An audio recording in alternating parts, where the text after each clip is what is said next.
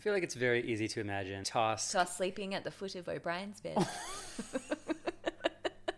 And And Keiko's like, don't let him on the bed. Oh, Miles. Oh, Miles.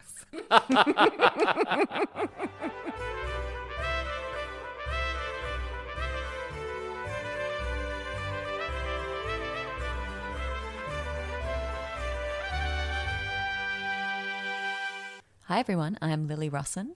And I'm Cole Paulson. And welcome back to Deep Space Wine, a podcast that attempts to recap and decode every episode of Deep Space Nine, the forgotten stepchild of the Star Trek universe.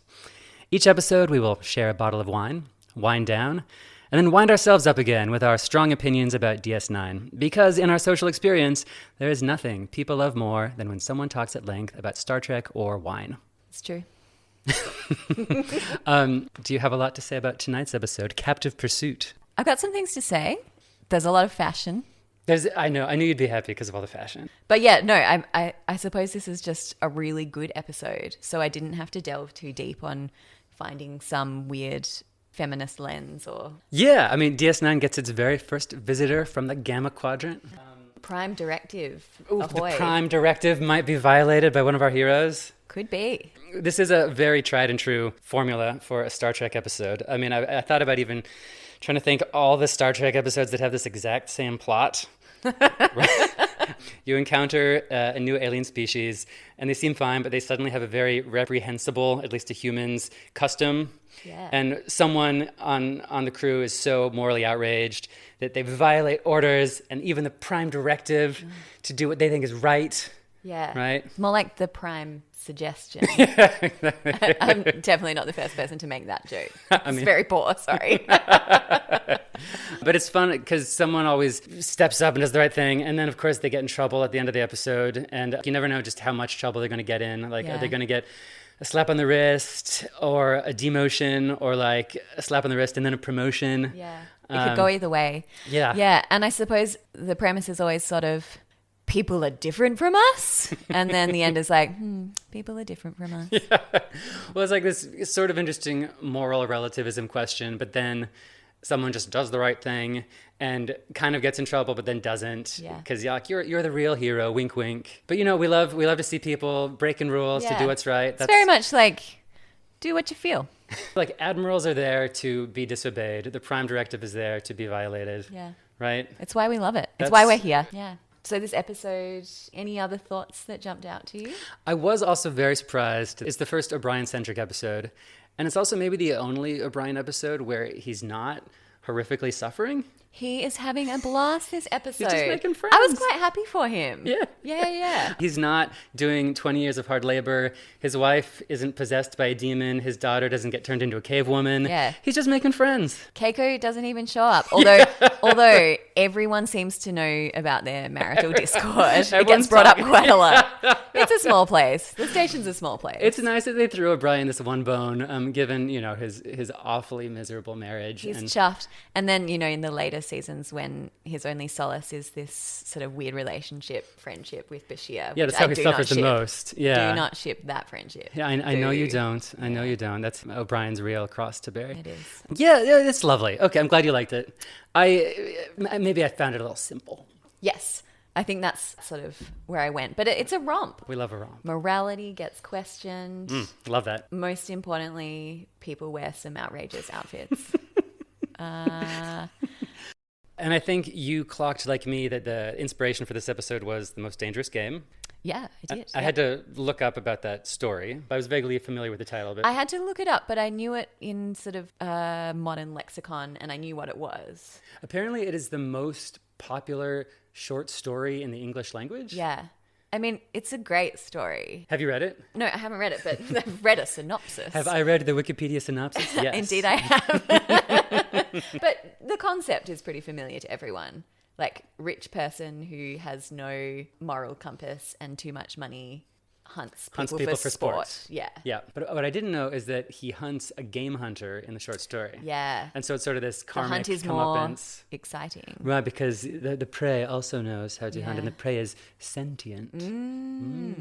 I guess the other thing with the dangerous game was also the fox hunt. which we can get into. So it seems like you caught the moral message of the episode. It's like I watched it and then Googled some things. Did you catch the costume clues about it? Yeah, I did. I'm very excited to talk about it. But yeah, so I looked up what the traditional drink to serve with a fox hunt is, and it's port. But we're not insane, so we're not going to sit here and drink a whole bottle of port. So I just bought something else. Okay. You were excited. I love port. Oh, no. I just got back from Portugal where I tried every possible kind of Well, port. I can promise you at the bottle shop there was no port from Portugal. Yeah, that's It fair. was like terrible Australian port, Okay. which you don't want. So I still feel like I made the right choice. So in a fox hunt, do they drink the port before or after the hunt? They drink it before, and then they yell, tally-ho! Right. Yeah. So they get tipsy, they get on their horses, they shout tally-ho, I think. start to chase I might have made that after part up. foxes. Yeah, they drink it from like a weird stirrup cup. I don't know what that is, but I looked it up. Does tally-ho mean anything? Onward? Yeah. Great. I got, sorry, many That questions. there ends my range of knowledge about fox hunts. your ethnography of fox hunts. All right, so what we're drinking tonight is a 2022 Gamay Noir from Ravensworth is the producer in Murrumbateman, which is in New South Wales, about 30 kilometres from Canberra. It is called Charlie-Foxtrot, which in military terms means a chaotic situation. So basically Much like our podcast. like a clusterfuck. And Fox is in the title, and honestly, I struggled a little bit this week. That's great. Port was an idea, and then there was this. And also, we'll put a photo up on the gram of the label, and it's like a beautifully done label that is a butchery scene. Oh, of something that's been hunted and getting chopped up for the Yeah, eating. so I think it's based on sort of the beautiful 17th century kitchen scenes in paintings. Yep. It's quite beautiful in its own way, but yes, definitely meat that has been slaughtered. Is it ethical to hunt if you're going to eat what you kill, or is all hunting unethical, Lily? These are the questions, Cole. I have questions. Look at the cute little kitty, though, trying to like get a bite of the Yeah, slaughtered deer. you get a bit of offal. Who's eating that offal? Offal is like stomach or something? Offal is just the parts that aren't the prime cuts. Yeah. But yeah, such a lot of the time it's like unfortunate kidneys, name. liver, Yep. cheeks, etc. Awful. Yeah. Tasting notes. Mm. It's a Gamay. I don't think I've ever heard of Gamay. Gamay, it's kind of like the spicy cousin of Pinot Noir. Okay. Yeah, it's like a little bit spicy, lots of fruits. You've got strawberries, berries, floral notes, lilac, violets. It's quite light-bodied. Mm-hmm. You can see the color. I have pre-poured this one actually, so everyone, because apparently it's better with like a little bit of air. Light-bodied, fruity. It's predominantly made in Beaujolais and the Loire Valley, but this one is from New South Wales. So Gamay is a French variety? Yes, Okay. correct. Yeah, Gamay. Should we Drink it. do it? Cheers. Cheers. Tally-ho. View Hallooo. That's a term from the fox hunt. What is it? View Hallooo. Seriously? And I know it from Mary Poppins. So What does it mean? there's just- a fox there. It's like when you find a fox. I think and- so. God, fox hunting is weird. It's bloody weird. It's real nice. You like it? Yeah. It's kind of peppery. Yeah. Yeah. He says with 10 question marks in his voice. You know, I haven't dared try to interpret these wine. What's it called when you like try to like look for notes and stuff? Tasting? I haven't tried to. You haven't tried taste tasting the it. wine. You've just been drinking. I mean, story of my life. Oh, let's unpack that later. This one from the producer, they say it's juicy, crunchy, full of red fruits and spice, and an underlying sense of purpose, all wrapped in a super juicy palate. I love wine writing. I find it, it's sort of definitely more of an art than a science. An underlying sense of purpose. Yeah. Genuine question. Can a taste of wine have an underlying sense of purpose? I don't know. Take another sip. You tell me. If you insist. I mean, I find it very relatable. By the way, should we give a little shout out to our in-studio audience this evening? Yeah, let's do it. So tonight we are performing for a live audience of 2. First time. Get your tickets for the next one. Your sister's gotten shout outs, I think, like multiple times already. Yeah, she's a central figure in both of our lives. So we've got Izzy here with us, and we've got my housemate Louise, who has seen exactly one episode of Star Trek. Oh, two. I just made her watch the Star Trek Strange New Worlds musical, and she tolerated it. I love when people tolerate an episode of Star Trek. It's an act of friendship. It's how you know they love you. Exactly. It's my love language. All right, should we dive in? Let's cue it up. Tally ho. I'll stop saying that. No, I've written tally ho like about 40 times in my notes. Great. Let the games begin. Right, so we start with a bizarre, troubling, completely out of place scene that goes nowhere else in the episode. Is it completely out of place? Sorry, continue. So a new Dabo girl is filing a sexual harassment complaint to Cisco towards her employer. There's apparently a hidden obligation in her employee contract for sexual favors for Quark. Yikes. Yeah. I mean, the good news about this scene is that both of the actors and the director seem to be taking it very seriously. They do, in a way. Yeah, but then at the same time, this plot goes nowhere, so I can only conclude that it's written as a sort of like day in the life of DS9, like, oh, Quark's up to his old tricks. Is that how you read it? Yeah. I can't, there's no other explanation. If there had been some sort of follow-up, I would say that maybe it's questioning the kinds of way that people can be preyed upon. Ooh. It's my feminist lens. You're tying it all together. Am I? But I think you're giving Scene a lot of credit. Look, I am. But if they'd bookended it with something about dealing with this, dealing with Quark's predatory behavior, it would have been chef's kiss. Yes. But no, they don't bring it up ever again. But really, let's just shelve that, and can we just talk about what she's wearing? At least they gave us that incredible outfit. So I wrote, whoa, Dubbo.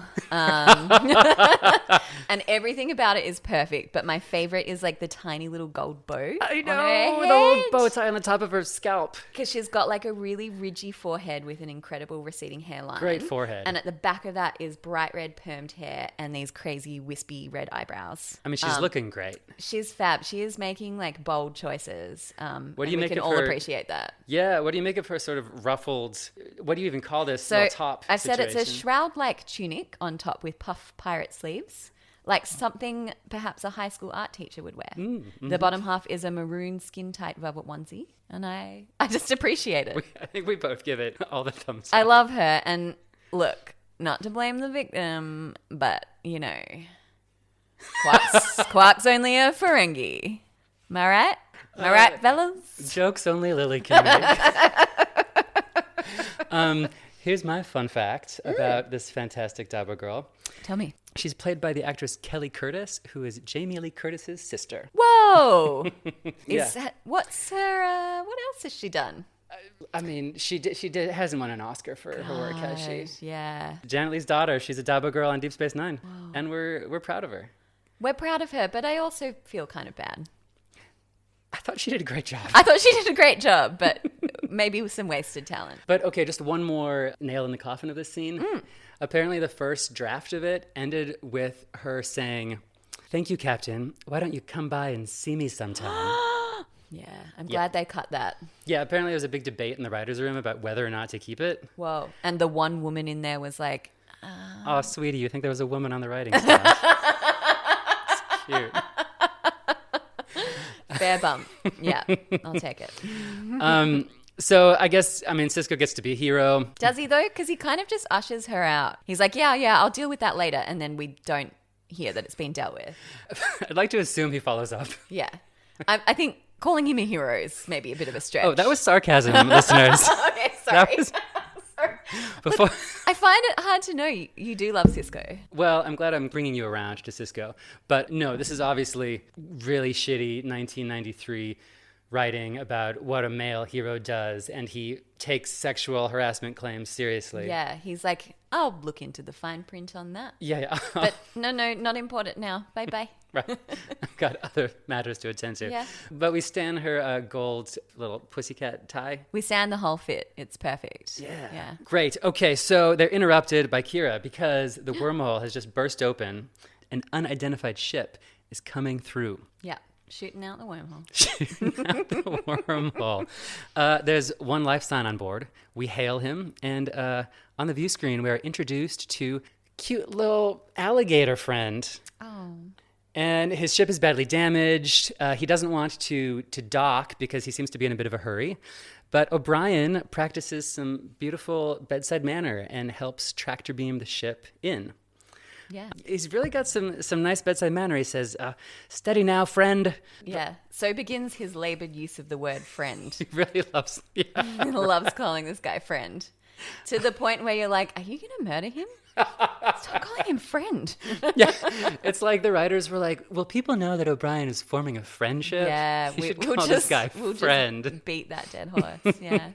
But O'Brien says, lower your shields, friend. Just relax and enjoy the ride. And gets him to safety. Cisco, who's good at reading the room, is really impressed with O'Brien's likability factor and follows Dax's advice to dispense with the usual first contact procedures and just let O'Brien go down and greet the guy on his own at the airlock. Mm-hmm. Prime directive be damned. Just like, he seems a little shy, so screw the rules. Yeah. But it's the right call because it seems like a lizard alligator guy immediately trusts O'Brien's vibe. They've got a nice friendship connection. Immediate connection straight away. Yeah. Mm-hmm. Yeah. We love to see it. And that's the captivating teaser to this episode. And it's great.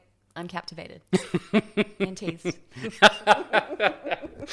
The other thing I wrote was that Cisco does his whole diplomatic spiel and that he's clearly practiced it in front of the mirror. Oh, and hail it. Hail it. Hail it. You're coming around at the Cisco acting. Yeah, I really am. Yeah, yeah. God, yeah. This podcast has changed things for me. It's changing one opinion. Getting out the little Cisco pillow that you got for me. Do you still have the Cisco pillow I gave you? Yeah. I'm so glad. Yeah, it was in storage, but I recently found it. And I think it came with a note like, I promise you'll like him more when he's bald. Yeah. And I didn't really, but I do now. So after the intro, O'Brien boards the alien's ship, but our alligator friend is nowhere to be seen. Where'd that rascal go? His toolbox makes a second appearance. I knew you'd like the trusty O'Brien toolkit. So good. Continuity, that's what I'm in this for. O'Brien brings out friend again. Friend, are you here? You've got nothing to worry from me. Is this also the most Irish O'Brien episode? He's very Irish in this episode. Maybe it's just because he gets to talk so much. Yeah, I mean, maybe either Irish or it's also just very blue collar. Like, it's a lot of like drinking beer and bonding over like mechanics and engines. It's how men do it. Go. So he can't find the alien, but he gets distracted by some really cool looking engines. He starts talking to himself and saying what a great engineer he is because he can recognize how the engines work. He's got good self-efficacy. Yeah, isn't that nice? He's like, I am a good engineer. Good for him. Is that a plasma injector? An off-axis field controller? Oh. When then suddenly our alligator alien appears out of thin air behind him. I guess he's got a personal cloaking device, but he's not menacing. He's adorable. Yeah. And poor O'Brien is startled and bangs his head on the panel. Dang. He says, you can't sneak up on people, friend. It's an Alpha Quadrant rule. Which it's not. He promises to help this guy fix his ship. The alien seems pretty anxious and in a hurry to get on his way. Also incredibly robotic. I mean, I called him like the robot alligator in my notes throughout this. He does identify himself as Tosk. What's your species? What's your name? He just says, I am Tosk. I am Tosk. I am Groot before I am Groot was cool, right? Oh, yeah, totally. He also seems to be obfuscating about what happened to his ship, claiming that it was the wormhole passage that might have roughed it up. And O'Brien knows Seems unlikely. He's hiding something. Yeah. But then O'Brien gets him out of the ship, lures him out of the ship with his sort of disarming Irish brogue. And I thought it was almost like he was talking to a pet dog, like, in or out? Yeah. Come on. Yeah, he's definitely speaking down to him a little, but in a very friendly manner. Yeah, it's also the first of many, I thought, where they are trying to make this link between Tosk and an animal. Yeah. I mean, even O'Brien's sort of like talking down to him, like, here, boy, here. Yeah. And he looks like an animal too, obviously, right? So that's there from the beginning. Yeah, well, while we're on that, can we just quickly talk about the outfit? I would love nothing more. Right. Gamma Quadrant Fashions, you heard it here first. So his actual skin, is sort of scaled like an alligator. with like little plates on the back of his head. But he's also in a very form-fitting outfit that's a bit like a second skin. I mean, is it the skin of a different animal? Whoa, it's like a snakeskin Is it? pattern. I hadn't noticed that. And it's got a very... Or is it made out of dead tusks? Oh, yeah, the tusks of the forefathers. But it's got a beautiful plunging scoop neck, which I like. As well as he is built a bit like a rugby player with some big thighs. So, it's quite a choice. I don't think it complements his figure. No, but he's doing it. Maybe it's practical. I don't think he has much choice. It's like the rowing zoot suits. It's athleisure, really. It's form over function, I thought, this one. What else? Oh, yeah. When he introduces himself, he says, "My name's O'Brien." And Tusk immediately gets it confused and says, "Oh, Brian?" And I love it. I think that should have been the title of the episode. Yeah, because if you watch the episode with subtitles, Tusk always says, "Oh, Brian?" Which I guess is charming. Yeah. And the music as well. Did you notice the music? I didn't. So the music I thought was quite Hitchcockian. What? Yeah, it's very film noir. It's almost like the score from Vertigo. So is Tusk like the femme fatale? No. Oh. Sorry. He's not the femme fatale. Why? He's the ingenue. Okay. So why is there Hitchcock music playing when O'Brien's meeting his blue-collar buddy in the shop room? I think it's denoting that something is amiss. There's a mystery. There is a mystery. Yeah. I think he's the femme fatale. Not all femme fatales are dangerous, despite the word. I don't know. He screams ingenue to me. He's a person with a checkered past. Yeah, he is caught up in something that... And O'Brien doesn't know how involved he wants to get. Yeah, but he will help. He will. Yeah, because he's a good-hearted, like Sam Spade. Yeah, all right. Wow. Cool. You are scraping back the layers. I am scraping something. Just like together. Tusk's thin snake outfit. So O'Brien brings Tusk down to the promenade. They pass through a metal detector. I call it Chekhov's metal detector. The weapons detector goes off because of O'Brien's phaser, which very much piques Tusk's interest. He also gets really scared by it and does like this cute little double take jump in the air that kind of looks like he's busting a move. Yeah. He's got these, he brings out his claws. He's kind of got cat-like energy. Yeah, it's cat-like and it's sort of like hypervigilance. Yeah. Lizard brain, as it were. Yeah, like prey ready to be leapt on at any exactly. time. O'Brien is trying his damnedest to be disarming and funny. Full of gas. He explains his phaser saying, well, when you go into an alien ship, you don't know what you're going to find. Maybe an invisible alien, am I right? Yuck. Yeah. I mean, Tusk asks what the station is for. And O'Brien jokes like, well, sometimes I look around and I think it's the flea market to the sector. And he's not wrong. He's not wrong. And then poor Tusk stares at him for just an incredibly long time. Stares at him and he also has no sense of personal space. Yeah. But then finally gets O'Brien's joke. Yeah. Like, you made a joke. Yeah. Tusk is really fascinated by the infirmary and then really fascinated when Quark throws out someone who's been cheating at the casinos. It's a Bolian. Oh, Lily, I'm so proud. Yeah. I was going to quiz you what the blue-skinned aliens were. Little blue girl or guy. Are they gendered? I don't know. Great question. I do know that they have multiple spouses and they can be in same-gender relationships. Cool. Go Bolians. The fun fact I know about Bolians. So much more progressive than stanky humans. And the barber on the Enterprise D is a Bolian. So they've got, and it's ironic because they're bald, but they've got good hair fashion sense. Yeah, all right. Yeah, lots to say about Bolians. Yeah. Great. Tusk is taking it all in, but he's still very mum about any details of his life or what he's running from. He won't even say what his purpose is. He just keeps saying, I am Tusk. Yeah, he is Tusk. He's Tusk. Yeah. What is it Odo says later? He's like, yeah, you are. No, he doesn't. He's like... So it seems. Yeah, something like that. O'Brien takes Tusk to his guest quarters. O'Brien immediately apologizes about how poorly the room is decorated. I mean, like classic Irish hosting anxiety, I guess. I guess. Maybe Keiko could have prettied it up with some flowers or something. Jeez, Keiko. Yeah, I don't know why O'Brien just immediately went to the interior decorating of the quarters. Look, I think he's nervous and making tons of jokes. Yeah. They're not all... Because he's got a little friend crush. Yeah. And they're falling very flat, but he keeps going. It's like me on first dates. Oh, yeah. It's like everyone on first. Sometimes I talk about the interior decorating. He points to the bed, but Tosk doesn't see much point of a bed. He says he only needs 17 minutes of sleep a day. Yeah. O'Brien can't relate. He needs a classic 8 hours, normal 8 hours like me. Same, O'Brien. Right. Preferably 9. Tosk also doesn't need a snack because he's got liquid nutrients stored in plasmic fibers inside his body. Cool. Yeah, cool gross. stuff. But O'Brien's got like grandma hosting energy, and he still wants to brag that the replicators can make a mean bowl of oatmeal. It's very Irish, isn't it? You're right. Yeah, very Irish bowl of oatmeal. And also, I thought that you can't blame O'Brien for being really proud that the replicators are working after last week's debacle. Oh, yeah. He's been through it with those He's replicators. like, these ones won't give you a virus. What virus? Yeah. What? This one's working. You won't die. Way link. Yeah. Call back. Great callback. I'd forgotten all of that. Tosk is just a keen bean to get working on ship repairs, but he is grateful and he says thank you.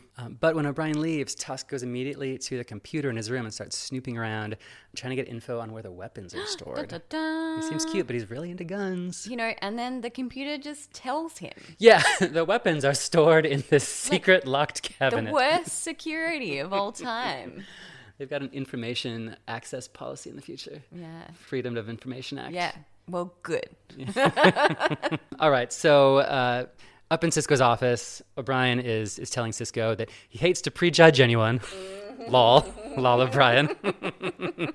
But a man who's always looking over his shoulder is waiting for trouble to find him. Yeah. And thinks Tosk might have a checkered past. Will ingenue femme fatale, perhaps? I think Tosk is the femme fatale. Yeah. All right. Cisco just says keep an eye on him. I'll have Odo keep an eye on him too, because O'Brien still doesn't sense any trouble from this guy. Anything nefarious. Yeah. No. So they're down in Tosk's ship and they're bonding over engines, teaching each other about ram scoops and... Ram scoop, piece of cake, Ava nodes. Oh, piece of cake is just an idiom, Tosk. Yeah, it's classic buddy comedy stuff. classic buddy comedy. Yeah, so they've got a plan to replicate some missing parts. It'll still take a day or two, though. Tosk is hella impatient because he really does not want to wait around even to test the equipment. He's got to get going. He's in a hurry. O'Brien comes in with another joke like, well, if you don't test it and it fails, I'll have a bad reputation in the Gamma Quadrant. Ba-dum-bum, ding. I think this is the only episode O'Brien tries to be funny in. I really empathize. It's like someone is giving you nothing and it just makes you nervous and you have to keep rattling off jokes. Yeah, a lot of my first dates. Yeah. O'Brien says, man, you're the most natural straight man I've met in ages. Yeah.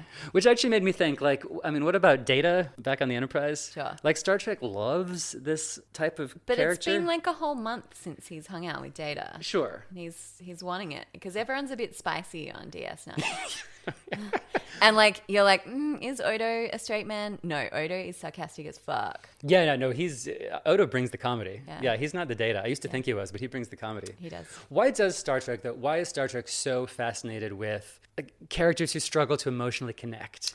I mean, Gene Roddenberry, he knew about neurodiversity before the rest of us. Yeah, Spock really does seem like a coded neurodivergent character, and then Data is just the new Spock. And every single show seems to have that on the spectrum neurodivergent character who just finds human emotional complexity utterly bizarre and unrelatable. Yeah, I guess it's a good lens as well to sort of look at the silliness of what we do. Yeah, I guess it's just that pure curiosity Yeah. lets you just sort of question things yourself. Like, never thought about oatmeal. Why does O'Brien hate his nagging wife, Keiko? Well, so he finally convinces Tosk to at least take a break and go take a load off in Quarks. Let's get a beer. Let's get a beer, friend. We bonded, and let me get you a cold one. They walk into Quarks, right as some dude, I guess just one Dabo. And I do love when it's a combo of people and they win at Dabo and then just immediately walk away from the table. They don't collect their winnings. They walk straight out of the bar laughing. Like Extras, your job is to cheer and immediately leave. woo, we won, bye. Because if you have any lines of dialogue, we'll have to pay you more. So get out of here. It's a vibe in there. It's the flea market. Morn is there. Yeah, and Morn are happening. is the epitome of fun. He is. I mean, Tosk is just utterly fascinated, can't relate. Apparently fun doesn't exist in the Gamma Quadrant or R&R. Yeah, and I also think he's like an incredibly hyper-vigilant creature. It's a bit of an odd place to take someone like that. I think it's a little bit rude. Yeah, when you're always looking over your back. That's actually a really good call. Yeah. I mean, maybe that's why Tosk sort of lazy shames O'Brien. He says, all right, you sleep a full third of your rotation. You rest and relax while you're awake. Alpha Quadrant has far too much downtime. Yeah. And O'Brien's all like, well, my wife would find that funny. Because any chance to throw her under the bus, and he will. And then he's surprised people think his marriage is miserable. We're like, how does everyone know? We just listened to you, O'Brien. O'Brien summons the barkeep, which Quark is deeply offended by. He's the proprietor of this establishment. Thank you very much. Don't call me barkeep. Yeah, a sympathetic ear to the wretched souls who pass through these portals. It's very Shakespearean. Yeah, that's exactly what I thought. All bad. You see the Falstaff? Yes, absolutely. Right? Yeah, O'Brien's kind of a jerk to him. I mean, I guess Quark is sort of rotten. He did, at the top of this episode, write sexual harassment into a contract. Yeah, maybe O'Brien just heard it in the Jamie Lee grapevine. Curtis's sister. Jamie's sister. Like, don't go there, man. Honestly. God. O'Brien warns Tosk that Quark will exploit any vices you may have. And Tosk says, I am sorry. I have no vices for you to exploit. I just thought, yikes, this guy has a crippling need to people please. Oh. That was sort of like a clue. Right? Yeah. Because he still hasn't told us why he exists. Subservient, maybe? Right, exactly. Tosk even declines to try out the holosuites. He says, I have no use for fantasy adventure. I live the greatest adventure one could ever desire. Oh. Tosk. Yeah, but he still won't give us any more deets, Yeah. and O'Brien is charmed but frustrated. And the synthales that they ordered are served in some ceramic purple mugs that I want for my house. I'll buy them for you on Etsy. Do synthales get you drunk? Great question. We'll put that one to our listeners because I don't know. Yeah, I feel like in Next Gen they talk about how, as well as currency, getting drunk isn't something that... Yeah, currency, meat eating, and maybe getting drunk. Yeah. But we've seen some characters kick back. So that's a good question. The other thing is that Quark says that the holosuites are designed by the brothers Quark. Yeah. Quark is his last name? I guess. So is his brother's name Quark? Yeah, I guess. I had the exact same thought. And then they design it together. So they're writing all the sexy programs. Is Rom writing the sexy programs? I don't want to look in either of their fantasy brains. Yeah. Maybe Morn writes the episodes. Yeah. I think he's got good taste. He's got a fertile mind. I assume. Up in Ops, O'Brien is discussing Tosk with the senior staff. Bashir gets exactly one line in the episode and it gets interrupted. Good. It's so amazing. He's like, oh, well, if he's not talking, people tell doctors things. They don't tell anyone else. And O'Brien just cuts him off. Immediately cuts him off. It sort of made me wish that dynamic between the two had stayed like that for all 7 years. I wrote the exact same thing down. I love O'Brien just having absolutely no time for Bashir. And just having Tosk as his best friend. Yeah, it even made me wonder if Bashir's contract, the actor's contract, means he needs at least one line per episode. Sure, so they're all right, sure, we'll interrupt you because it's a stupid line. Yeah. O'Brien admits that he's really taking a shine to this guy. Yeah. He's almost naive, he says. I kind of like the guy. No. But his ship will be ready tomorrow, so we'll just have to send him on his way, I guess. And there's some interesting stuff that happens with Sisko in this episode where he is once again really settling into the power structure. And a lot of scenes end with him climbing up the stairs and looking down at his subservience. He loves towering over his staff. I think he does. He's settling in well. He's got a power trip.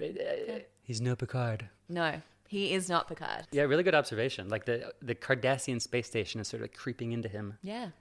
Thanks. Also, Dax is just criminally underused. 5 episodes in, and she's done nothing. She gets 3 lines in this episode. Is it the whole first season? They don't really do much with her? They just don't know. They don't know what to do with wise, beautiful women. Weird. Welcome to the world. And you know what? Let's not get a woman writer in that room because they have nothing to say about that. A wise woman, we don't know how to relate. Boobs. Anyway, I love Star Trek. I'm just joking, guys. Let it out. So down in a habitat ring corridor, though, Tosk is trying to hack into the station systems.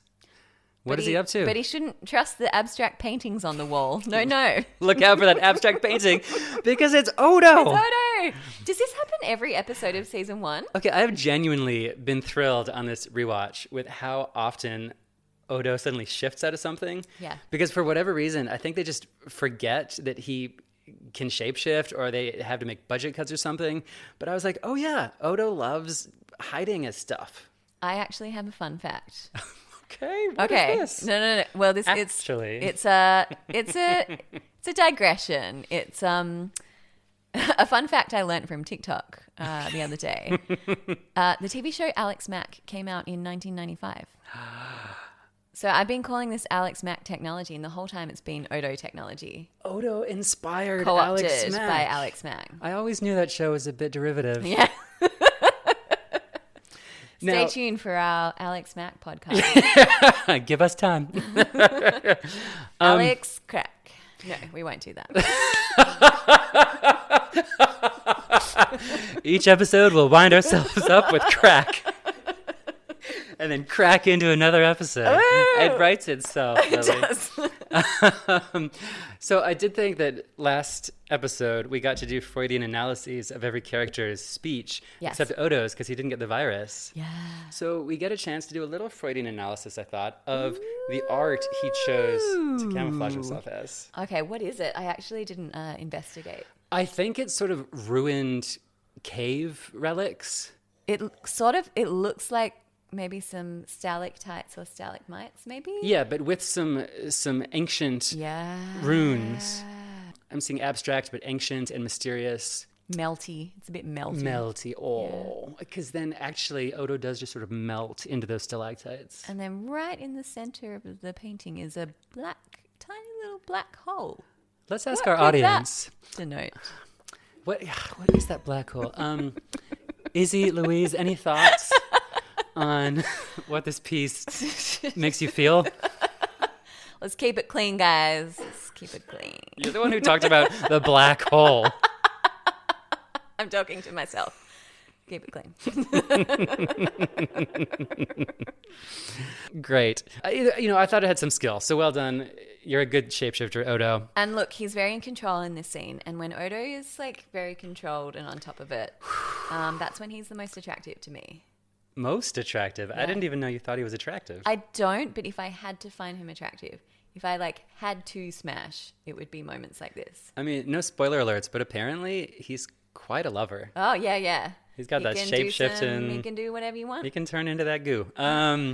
Keep it clean. So Odo interrupts Tosk.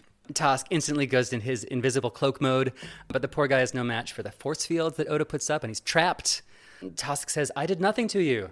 I must prepare. Prepare for what? I am Tosk. Oh. And Odo just says, I'm sure you are. Yeah. And you're so attracted to him when he says that, aren't you? I like competent, sarcastic men. You do. Wow. It's sort of my type. I can't wait for this crush to grow. But Tosk promises not to fight back and is even willing to be led away by Odo, which is sort of interesting. He really doesn't put up any signs of fighting. You get the impression he could probably take out these crappy Bajoran security guards, but he just says... We can all see those thighs. Yeah, right. Crush his skull. You can see them very clearly through his thin onesie. Yeah. And so he's led to a holding cell. And poor Tosk is caged behind a force field. Oh. Sisko asks why he was trying to access the station's weapons locker. Tosk is clearly offended at the suggestion that he's a criminal or that he's fleeing arrest for crimes. I am Tosk, he says indignantly, which sort of makes me think maybe he's almost even wired to not break the law because he's so offended that he could be a lawbreaker. Yeah, like he's clearly got his own strict moral code that isn't understood by this culture. Yeah, and like he's limited by it. I mean, more limited than humans who try to abide the law. He just keeps saying, I did nothing to you. But Sisko can't accept that. He just says, we're going to have to hold you here and see if someone shows up looking for you. Mm-hmm. And when Sisko and Odo step out of the room, O'Brien tries once again to get some answers. And Tosk just begs O'Brien to let him out, saying, allow me to die with honor. Whoa. Poor guy. Why are you being like that, Tosk? Just tell us what the deal is, Tosk. Tell friend, O'Brien. Oh, Brian. Oh. Brian. O'Brien goes into Odo's office and says he's climbing the walls like a trapped animal. Oh. Again, that sort of animal Yeah. illusion. Yeah. Odo can't be fucked. He's like, well, sorry, our jail cells aren't to his liking. You love that, don't you, Lily? Snarky. O'Brien feels responsible, and he says, I kind of feel like I adopted him. Oh. Right? Adoption? Just like a stray pit bull. Never hurt anyone. He's convinced Tusk means no harm, and just is really driving home this point that he's a stray little puppy. Just then, another ship emerges from the wormhole. In ops, they try to hail it, but get no response. Some crazy beam scans them. Sisko lets them do it without raising shields, which I don't understand why. He's like, let them see. Maybe it's a Prime Directive thing. Sure, like try not to be evasive. Yeah, okay. and try not to be the aggressor. You are a wise woman, Lily. Oh, sometimes. You'd scare all the Deep Space Nine writers. But then the aliens drop some crazy wild radiation that reverses the polarity of the shields. Whoa. Which I guess means cuts right through the shields. Sure. And that's bad news. And suddenly some aliens are beaming on board the promenade. And Odo rushes out of his office just in time to see these crazy aliens beam down straight from a 1950s B-movie. Woo! Hang on, there's one bit I do. First, there was the Star Trek Turbulence, which is a classic. Oh, yeah. And I always love that. It's nice when you can tell the actors are just shaking around. Shaking. And then quick, it's a red pirate shirt. All right, that's it. I'm done now. Oh my gosh. Just like a little glimpse of the best fashion ever. Sorry, continue. Okay, so these B-movie aliens beam down, and frankly, their appearance just embarrasses me. Really? Okay, so truthfully, I was at the dentist last week, and they queued up my favorite show, and I was watching this episode at the dentist, and these guys beamed in, and I was like, please, dentist and dental hygienist, don't look up at the TV, because this is so embarrassing. Don't see these like 1950s Tron boys. I mean, they're like out of War of the Worlds, and they just look so hokey and retro. What is happening? I wrote dashing.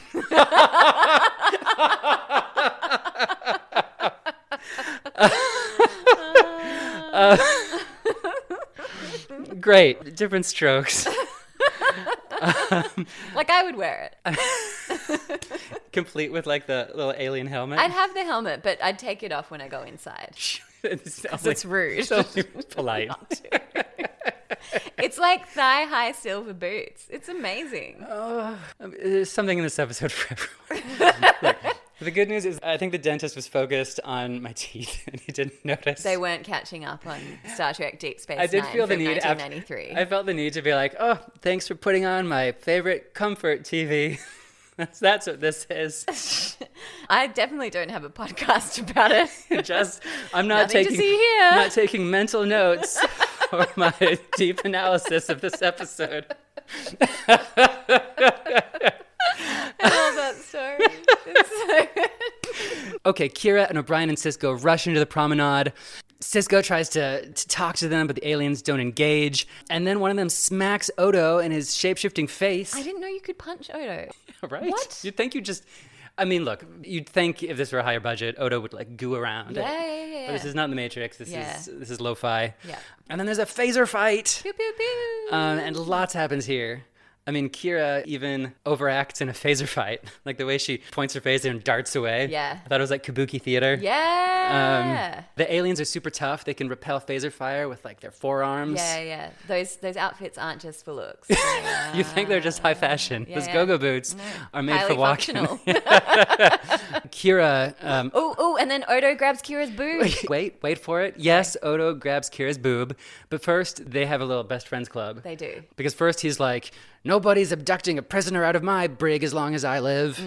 Which I thought was just more of his like sort of weird Javert Yeah. justice thing. Like He's it's like, not... only I will torture them. Yeah.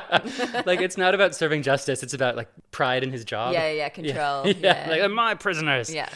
And then Kira's like, Odo, take a phaser. And he says that he never uses phasers. Yeah, he doesn't. Which I never clocked that, but apparently he never uses a phaser for all 7 years. Yeah. I wonder why that choice was. Maybe the actor. Maybe the actor. That's a nice thought. My thought was like, so it's sort of like in Next Generation, they had a blind guy piloting the ship. Sure. Here, they have a security officer who doesn't use a gun. It's Yeah. just sort of interesting. Yeah. But Okay. I think Odo also, maybe if I want to extend it, he sees the danger of guns. Sure. Because he was really cranky when the humans were just firing phasers willy-nilly the first episode. Yeah. Look, he's got a point. I'm on board Yeah. with Odo on this one. Yeah, but then, yes, Kira gets knocked down. Odo grabs her boob and pulls her to safety. Yeah. And then the aliens freaking blow up the door to Odo's office. March right on in. Ooh, then we got this guy. Yeah. One of these aliens marches into the brig. Tosk is invisible. He's trying to hide with his fancy cloak. But he's no match for the alien's night vision goggles. Whoa. And he gets spotted in his cell. I love the little bleep bloops on the belt of this guy. There's some good bleep loops on the alien, little alien vest. They're doing a lot of important technical I things. feel like there's some technology in there. One can only hope. It's a bit Doctor Who as well, isn't it? Yes. Our guys rush in just in time to hear the aliens say, "I have Tosk, alive, it is over." And then, what a disappointment. Ugh. And after such an entertaining beginning, I guess the aliens had great fun shooting guns at our guys. He's like, they put up a good fight. But then suggests that Tosk violated his oath of silence to get their help. Oh, he takes his helmet off, sadly. And he's just a guy who kind of looks like a half alligator. He's like a fancy looking Tosk. Sure. He's sort of like an aristocrat. A refined aristocratic Tosk. Yeah. And he tells Tosk, "To see you here, caged, helpless. How could you allow this? It is a disgrace to all Tosk. Ugh. The most disappointing hunt in memory." Ugh. Sisko is understandably very perturbed by this. Finally, the alien bothers to even acknowledge Sisko's existence when he butts in, but still barely gives him the time of day. Looks him up and down. Yeah. Turns back to Tosk and says, "For this dishonor, you will endure the greatest humiliation Tosk can know, to be captured and brought home alive. You will live out your existence on public display. Children can make fun of you, toss you scraps of food, which is more than you deserve." Yeah, so I guess going and like throwing Tosk in a zoo. And Tosk looks absolutely shattered. Shattered. Yeah. And then he does a little snort. He does like this shiver. like gamma quadrant snort. Kind of like he's a crazy alien who snorts. We're the snorting aliens. You know. Yeah, like that's our thing. We hunt and we snort. The alien orders Tosk to be released, which really gets Sisko's goat. He's like, "You disrupted life on the station for the pleasure of your hunt? I'm not inclined to take orders from you." Ooh, good. Also, you impression. blew up Odo's, thank you. You blew up Odo's office. Let's not forget that. But the alien can't even believe that Sisko would even want to defend this dude, this pathetic little Tosk. And they march off to talk. And O'Brien's sad. He can't believe it. And Tosk is sad. That's his friend. That's his, And that literally. was what was happening the whole time. That's what he called him. He called him his friend many times. Not his friend. Friend. Friend. He called him friend. Yeah. Devastating. Up in Sisko's office, Sisko talks to the headhunter, or the head hunter. And this is where we get into the meat and potatoes of the episode. The headhunter's like, "Surely you've got something like this. You've got a hunt in your own culture, and it is moral outrage time." Woo. Sisko says that long ago, humans used to engage in blood sports and kill lower creatures for sport, but we would never hunt a sentient being. The hunter's like, "Look, Tosk is only sentient because the hunters made him that way. He's actually been bred for this. That's his entire reason to exist."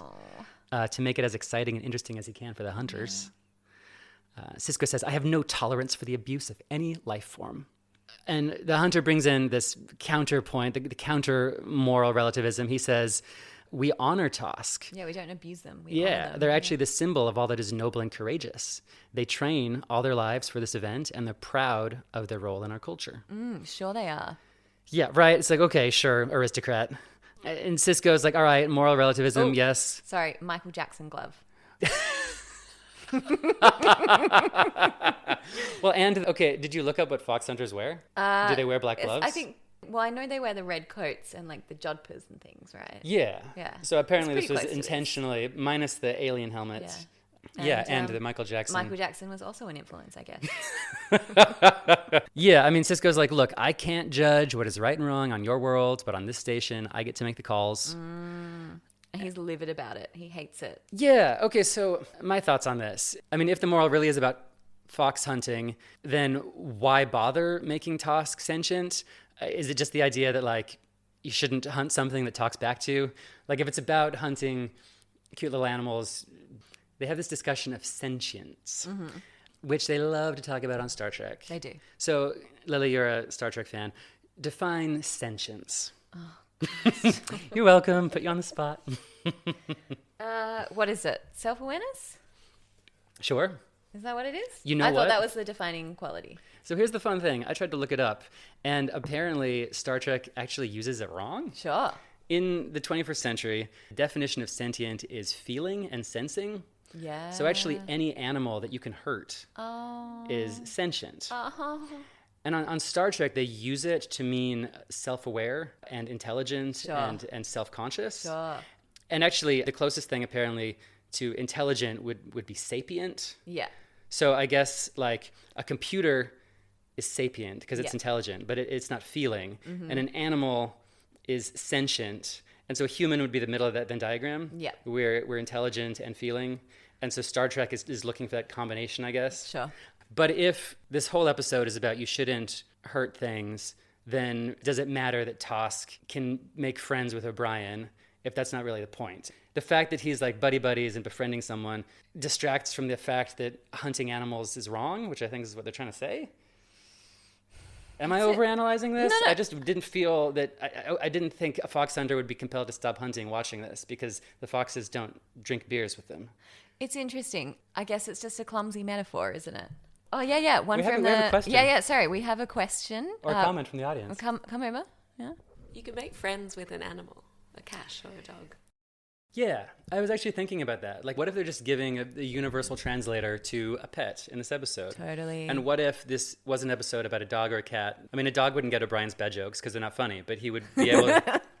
Yeah, and so maybe that's that exactly. It's just humanizing truly sentient life forms who can feel fear and hurt. Yeah. I think that's spot on. Thanks, Izzy.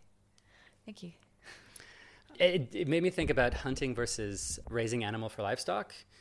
Like what's actually worse, because this episode doesn't go after raising animals to eat. Apparently 23rd century humans are vegetarian, they use replicators. Yep. And Riker even says once, enslaving animals for food is outdated and barbaric. Yeah. Now I have to think about the cooking that Sisko does with his father. It's a lot of seafood. Yeah. He cleans all those mussels and oysters that time. Maybe they're replicated mussels, but it's a good question. Yeah. Like, do you think Joseph Sisko would be deeply shamed by his neighbors for actually using mussels? Yeah. I really liked on Star Trek Discovery the Kelpian character who was basically a cow, and his whole species is used for chattel, and then he escapes the cow planet and people realize he's deeply intelligent, and now he's captaining a starship. Sure. That was like pushing Star Trek thoughts in a new way. Yeah. I really liked it. That was one good thing about Star Trek Discovery. One good thing about Star Trek Discovery. Anyway, that's not what this podcast is about. But yeah, So I I'm think, just I think a you're little. onto something. I think even Star Trek can get really sloppy with how important it is to be sapient. Like they don't really say if you should protect life if it just feels versus if it's also self-aware. Look, I honestly think the writers were like, Tony Blair, fox hunting. Right. But how can we make those outfits really pop and be like fox hunting outfits? And hey, Ta-da! who wants burgers for lunch? Right? Totally. Like, I think that's what happened here. So then Sisko emerges into ops to announce that he's actually agreed to release Tosk to these guys. And O'Brien is rightfully dismayed. I personally think it's the totally wrong call on Sisko's part. Yeah. But you know what? He's at the top of the stairs, so he makes the decision. Dude, there he is on the stairs saying he's going to hand some prey over to some hunters. First of all, the hunters blew up Odo's office, and they're not getting thrown in the brig. Yeah. All Tosk did was meddle with some computer console. But it's their culture. It's fine. Yeah, it's almost like Sisko's even dehumanizing and devaluing Tosk because he's like Totally. cute and cuddly, and Yeah. these other guys are like, oh, well, you have bigger weapons, so I'll respect you more. Yeah. And then it's Kira, of all people, to be like, Tosk could just ask for asylum, which should have been really obvious. I mean, so many characters in Star Trek ask for asylum. But look, they're all caught up in their various emotions, and for once, she is not. Yes, I'll throw Sisko a bone because these are the first aliens to come through from the Gamma And Quadrants. he practiced that speech in the mirror. He was practicing his little diplomacy speech in the mirror. But O'Brien is thrilled by the idea of Tosk asking for asylum and trots off to tell him to do just that. But unfortunately, Tosk refuses. He says, predictably, I am Tosk. I cannot hide here behind the protection of your Federation. It is against everything I believe. It would be an even greater dishonor than being caged on display back home. He says, I am Tosk. I live to outwit the hunters for another day, to survive until I die with honor. I will not deny my existence as Tosk. Yeah. I mean, it's an interesting one because it's been the aristocratic Snorter and Cisco debating his fate. Yeah, Cisco never even asked Tosk. No one bothers to ask Tosk, It's except for actually O'Brien. kind of awful. Yeah. But I guess that's the point, that quite often your superiors are going to miss the trees for the forest, and you need to stand up for what's right. Which, you know what, this is a quintessential Star Trek plot, and we love it. Yeah, we do. O'Brien sees Tosk's sapience and sentience. There should be a word for that, but we leave Tosk to his fate. I feel like that would have actually made a more interesting episode if O'Brien was trying to like save him from his, what do you call it, victim identity? Yeah. Like, and actually say, you should be an engineer, you should get a job on the station. And, Totally. And if Tosk had that choice more. Because it's like, okay, well, just because Tosk's sense of identity is that death is the noble pursuit, doesn't actually mean that that's right. When he's literally been bred and created for this thing. Oh yeah, and that reminds me of the other thing I want to talk about, the Jem'Hadar. Yes. Yes. I've considered mentioning it, but I thought I was nerding out. But there's another Gamma Quadrant species who has a cloaking device, a built-in self-cloak, and they look just like rhinos. And they've been bred. And they've been bred for a specific purpose. Yeah. And one of the writers actually says, oh yeah, the Jem'Hadar were bred by the same sort of geneticists that bred Tosks. Yeah. So good spot. Did you connect those two I dots? did, Yeah, I didn't even think about that. They're both bred for a purpose. Yeah. Yeah, I guess O'Brien, you could argue that O'Brien was just really respecting his friend's wishes when Tosk said, I live to evade the hunt and to die with honor. And you could say that O'Brien was actually better than any of us, just saying, I respect what you think your life purpose is, and I will let you do that, even if I think it's awful and sad, rather than trying to like deprogram him and make him more human. Sure. Agreed. Back in Quark's complaining that none of the visitors from the Gamma Quadrant have bought a drink. He's not impressed with the tourist trade from the Gamma Quadrant so far. O'Brien's gone there to sulk. He just says, shut up, barkeep. And Quark assumes it's more trouble with the little woman. And he's all, there's nothing wrong between my wife and I. And we're What like, would ever give you the idea? sure, Miles, we totally believe you. The lady doth protest too much. He's like, if there were a problem between me... Is that offensive, my Irish accent? No, that's good. Keep if going. there were a problem between me and my wife, I sure as hell wouldn't want to talk to some barkeep about it. That was Barkeep. very bad Irish accent. No, that's great. Yeah, hitting Quark where it hurts. And then Quark just says, your face gets very pink when it gets aggravated. And it's so nice. And someone needs to remind me to say this the next time some guy is in my face yelling at me. I just thought it was another Irish slur. They do. Pink-faced, drunk. Sure. But Quark wants to practice his Guinan barkeeper skills. And he's like, talk to me about your troubles. Yeah, he's like, you're saying that I'm the problem, but you were aggravated when you walked in here. So let's unpack that. Yeah, O'Brien says, forget it. It's just the rules of the game. Everyone's playing by their rules, them and us, and Tosk is caught in the middle. If the Ferengi don't like the rules, they just get to change them. And then before Quark can actually pull a Guinan and be useful, O'Brien gets his own light bulb. He says, change the rules. Thanks, barkeep.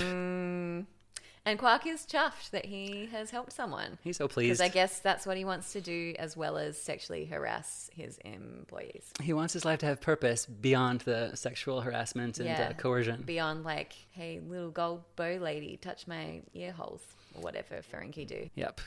Character growth. Sure it is.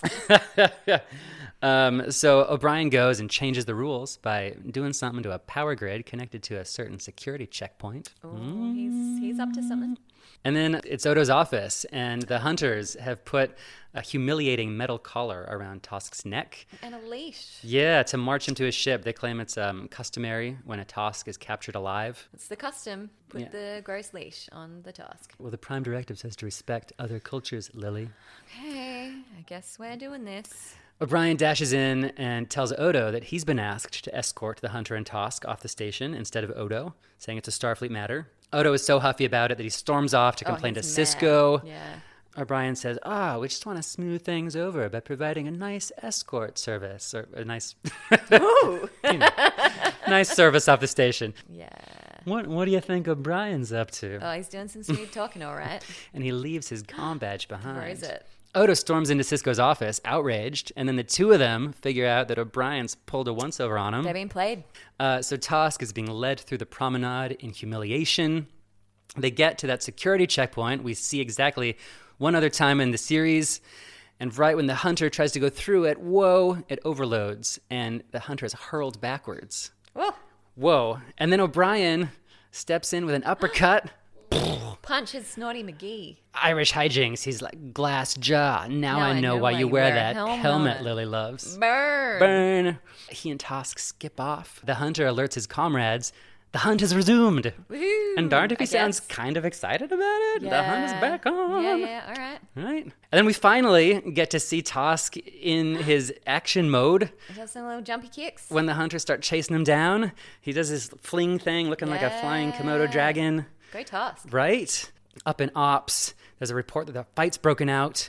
And Dax, in her fourth line all episode, says there's 2 life forms running away. And one of them, she says with a big smile, is human.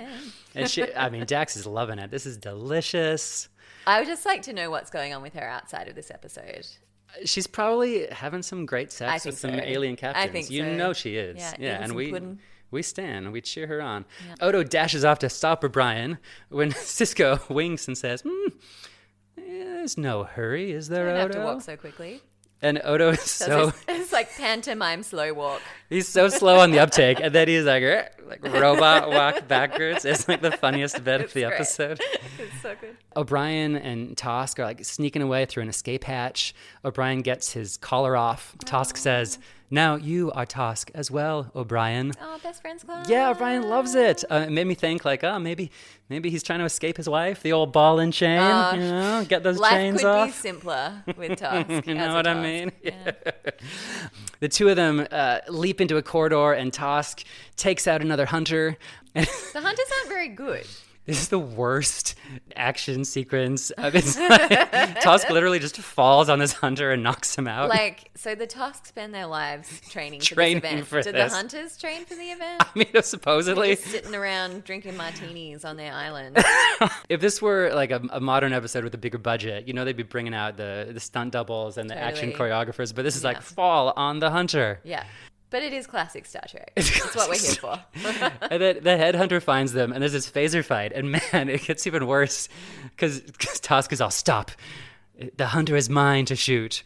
He lifts his gun and points it at the hunter. Yeah. Like, I've been training my whole life. And he honestly, points his gun and shoots it, about as well as I would. Yeah. That's, really saying a lot. Look, he's but he does a lot of good leaping. So he that's leaps and too. he shoots. And the headhunter, he's dead. He gets shot. Snotty McGee, dead, and his body's smoking. Just desserts, we say. Mm-hmm. So Tosk and O'Brien make it to Tosk's ship. O'Brien's like, what now? And Tosk says, the hunt goes on. And then invites O'Brien to come along with him. See, I would watch that show. Yeah, like the ultimate buddy comedy. Yeah. 2 Tosks. Yeah. Free from the old ball and chain. Yeah. 2 Tosks, no Keiko. Yeah, running from the cops. Sure. 2 Tosks, no cake. Yeah. But O'Brien says no thank you. And Tosk says farewell by saying, die with honor, O'Brien. Oh, Brian. And I think trying to die with honor is what O'Brien has been trying to do ever Oh, since. gosh. Poor O'Brien.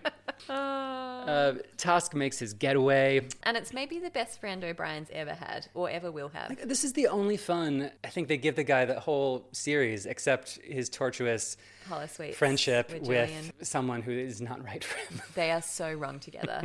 Anyway. Should be talking about engines with Tosk. I know. They've just got so much in common.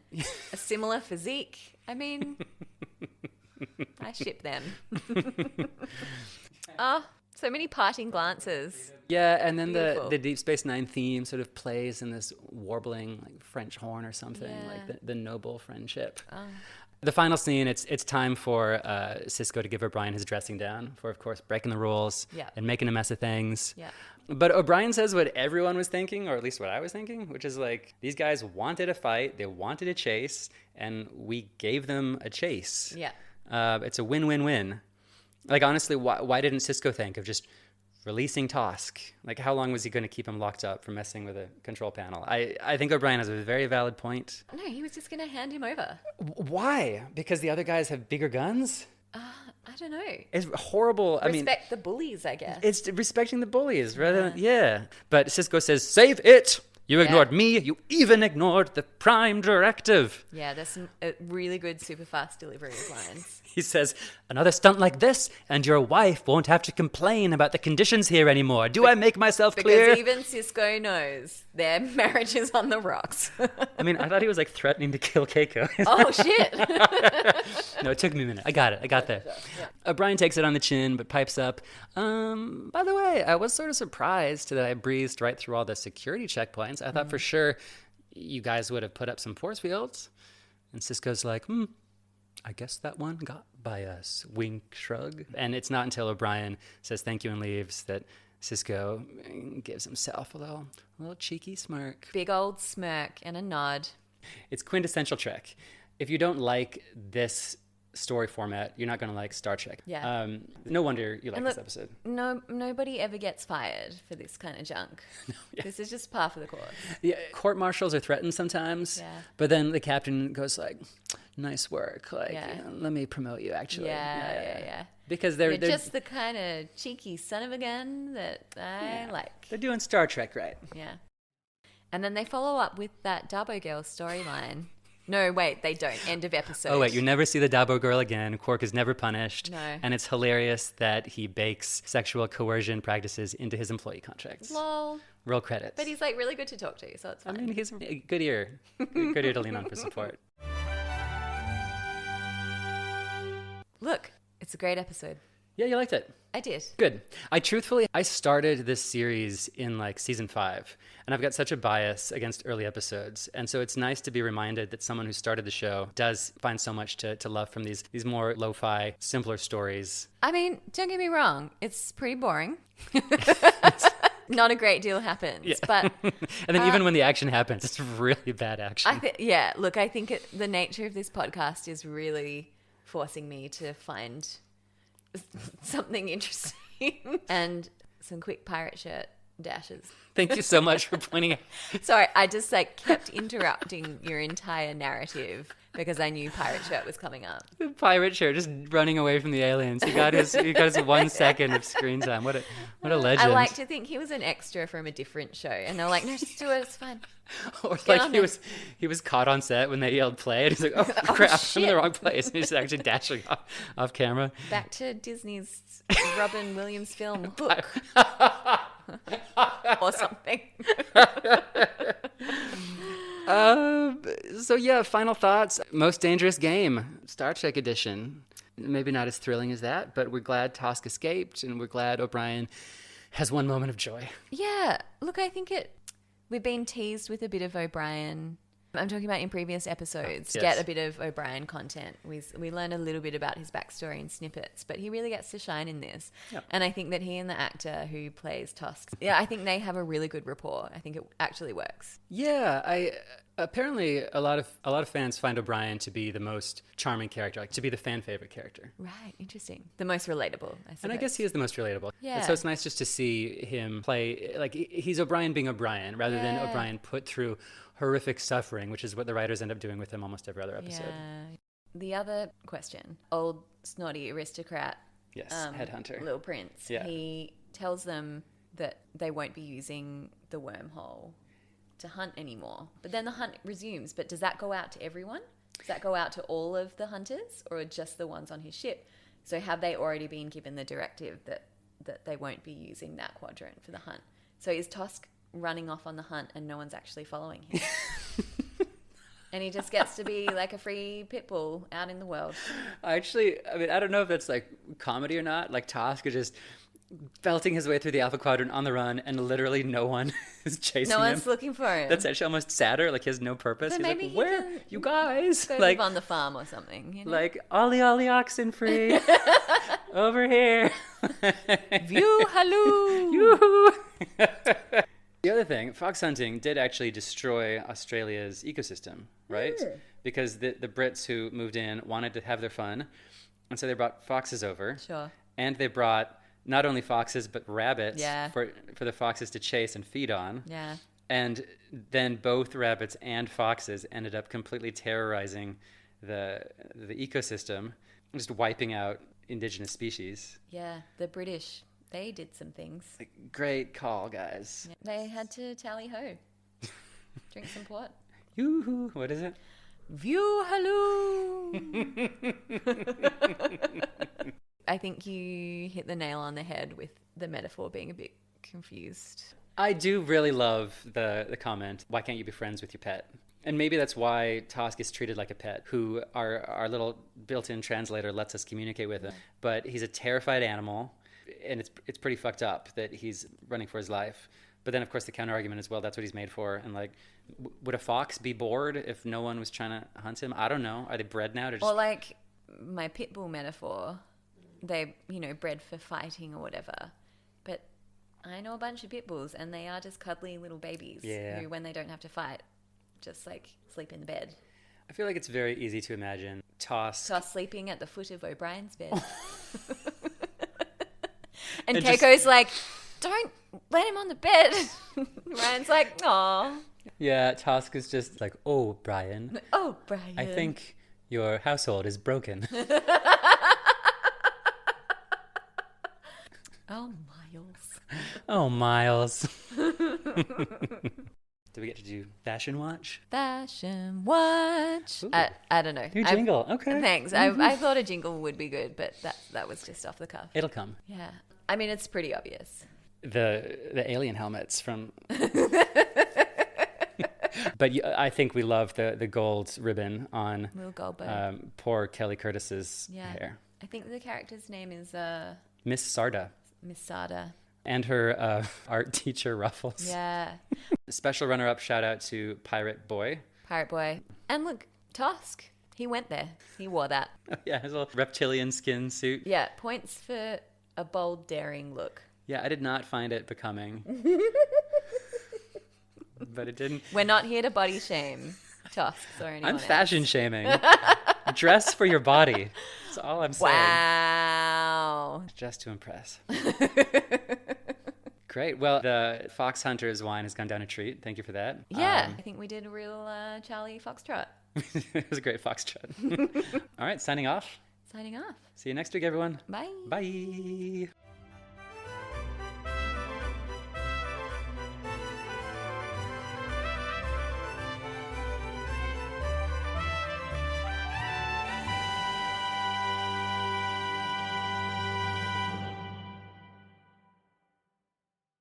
Deep Space Wine is hosted by Lily Rawson and myself, Cole Paulson. Music by Cercle Nouvelle, artwork by Danielle Vernelson, and special thanks to Bloom, Louise Delane, and Izzy Rawson, loyal friend of dogs and cats.